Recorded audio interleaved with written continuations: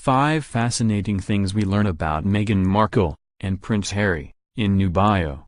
Meghan Markle, who next month will walk down the aisle at storied Windsor Castle and say "I do" to Prince Harry, is a Hollywood princess in the eyes of biographer Andrew Morton. His new book, Meghan, Grand Central, out today in the UK and on sale April 17 in the US, already has made headlines for its depiction of the suit's star as a social climber who aspires to be the next Princess Diana.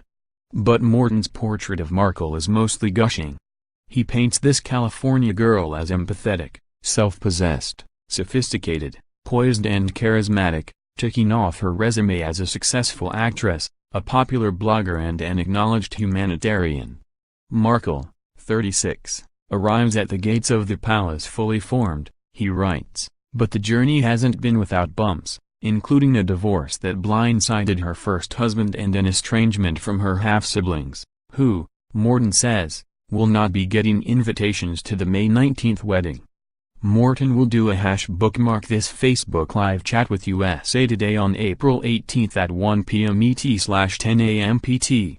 Here are 5 fascinating things we learn about Markle and her 33-year-old British beau from Meghan, a Hollywood princess. 1. Markle will make history coming from a bloodline of slaves and kings. Markle will be the first biracial divorcee to marry a member of the British royal family, proving, Morton writes, how much and how far the royal family, and the British nation, have changed and evolved during the reign of Queen Elizabeth II. But he also notes that only 6% of the 1,100 people employed by the palace are from ethnic minorities. Markle will be well aware that people of color do not feature noticeably inside the palace. Perhaps it is an issue she may decide to involve herself in after she settles into royal life. According to a friend quoted by Morton, she is going to bring a lot of diversity and new ideas, new ways of doing things. She is not just going to blend into the royals. 2. An outsider trying to fit in. Morton believes Markle's sense of empathy and compassion comes from her struggle to understand herself and where she was placed in the scheme of humanity as the light-skinned daughter of a white father and an African-American mother who split up when she was just 2. She sometimes overheard racist comments made by classmates who assumed she was white. Meghan felt she had to find her place, where she belonged, in both the black and the white worlds, Morton writes. She has a readiness to view the world from different perspectives, from both sides. 3. She always dreamed of being a star camera-ready. Markle has been ready for her close-up for a long time.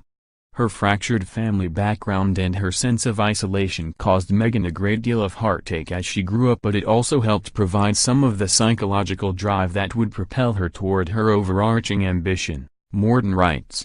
From a young age, Meghan dreamed of becoming a famous Hollywood actress.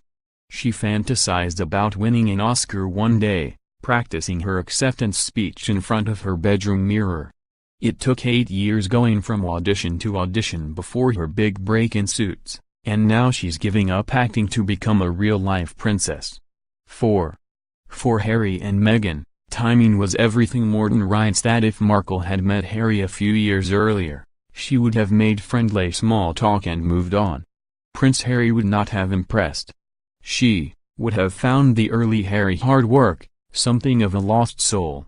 Morton paints a dark picture of Harry 1.0 as an angry drunk who lurched out of nightclubs and says for years he was carefully protected by highly paid public relations professionals who smoothed over his public escapades. Meghan also would have been turned off by Harry's casual, youthful racism, Morton claims.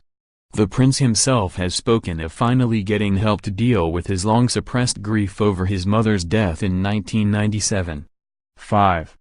They had each other at Hello on their first date, arranged, Morton believes, by Ralph Lauren exec Violet Von Westenthal's. Harry and Meghan were mesmerized by one another. Markle recognized that Harry was looking for a safe harbor. And yet she briefly worried that things were moving too fast.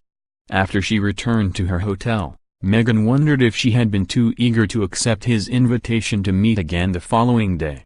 She kept the date, and a few weeks later accepted Harry's invitation to Africa for a get-to-know-you-better safari. She had to pinch herself, Morton writes. Here she was about to travel halfway around the world to spend 5 days in a tented camp in the middle of nowhere with a man she had met twice.